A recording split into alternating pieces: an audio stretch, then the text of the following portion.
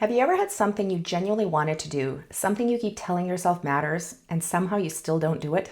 You want to start the project, make the appointment, clean out the room, send the email, launch the idea, have the conversation, make the video, finally deal with the thing that has been sitting there for weeks. Whatever it is, you know it matters.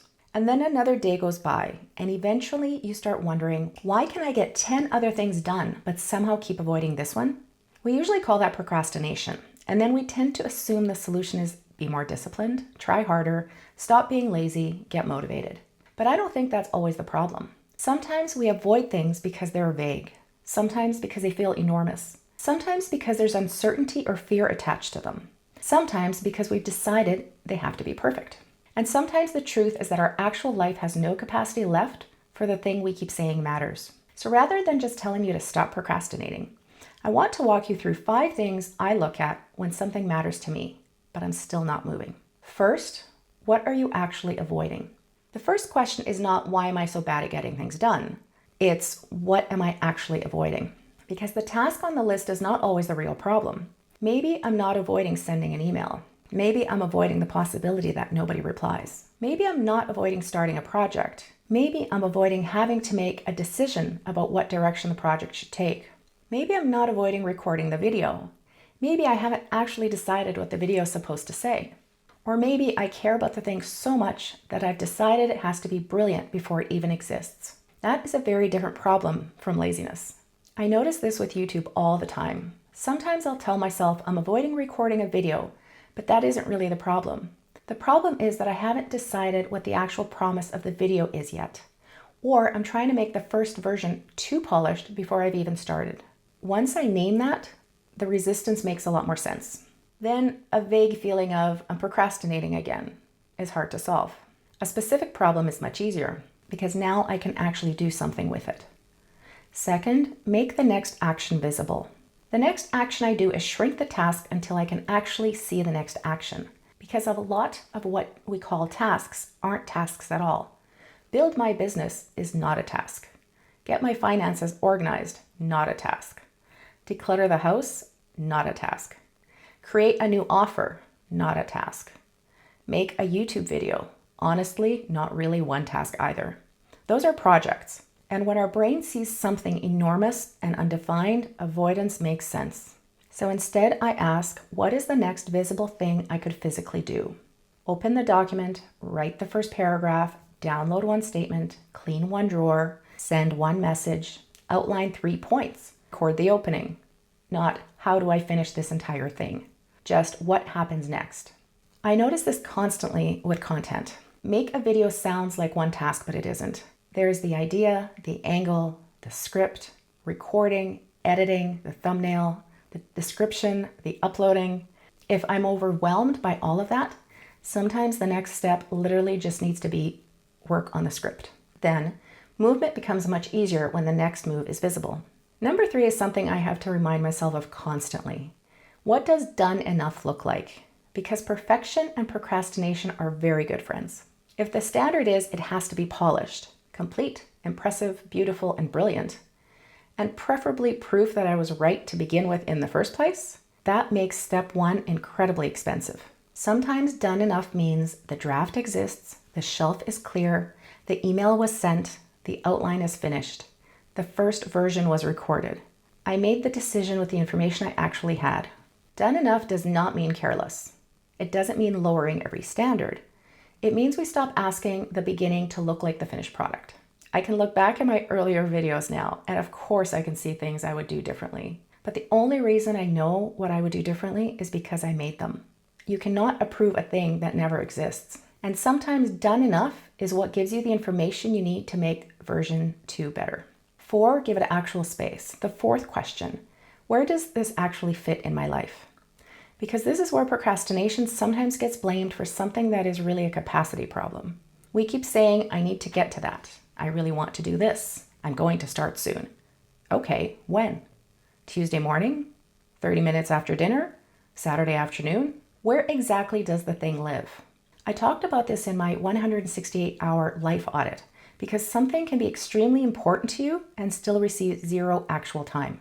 And eventually that matters. I can say content matters, planning matters, family matters, keeping the house running matters, and all those things can be true. But there are only so many hours and so much energy available in one day.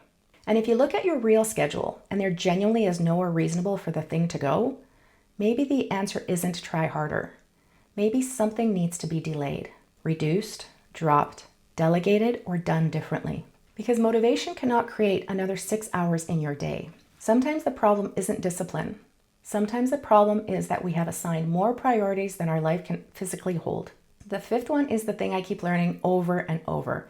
Start before you feel momentum. We like to imagine the sequence goes motivation, then confidence, then action, then results. But very often it works almost backwards. You take one action, the action gives you a little evidence, the evidence gives you a little confidence. The confidence makes the next action easier. And suddenly, something that felt impossible 3 days ago is moving.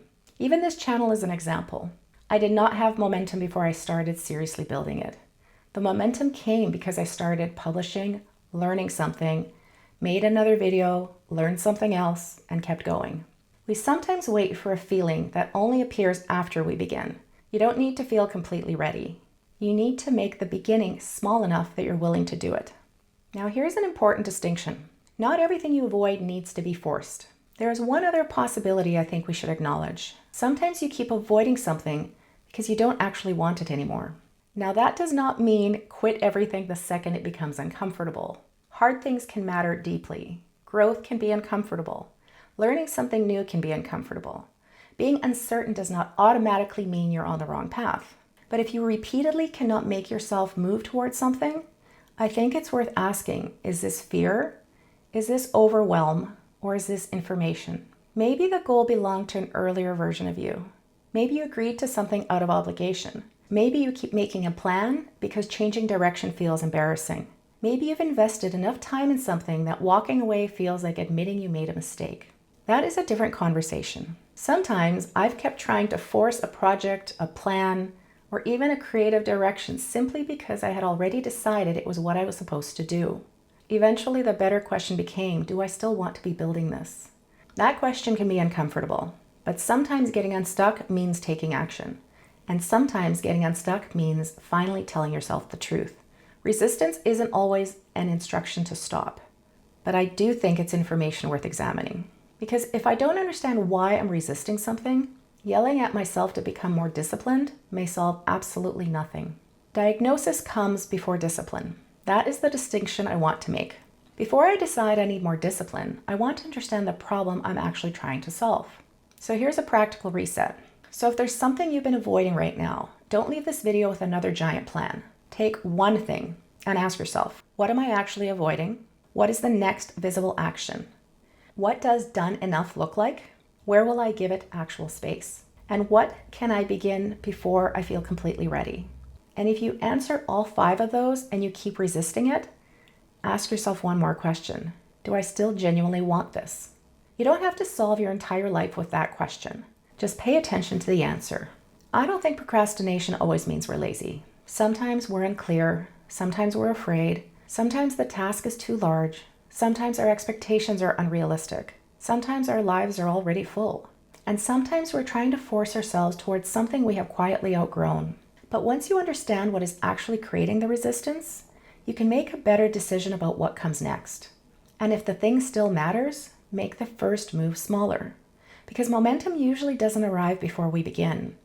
Beginning is what creates momentum. And tell me in the comments, what is the one thing you've been putting off and what is the smallest useful next move? Not the whole project, just the next move.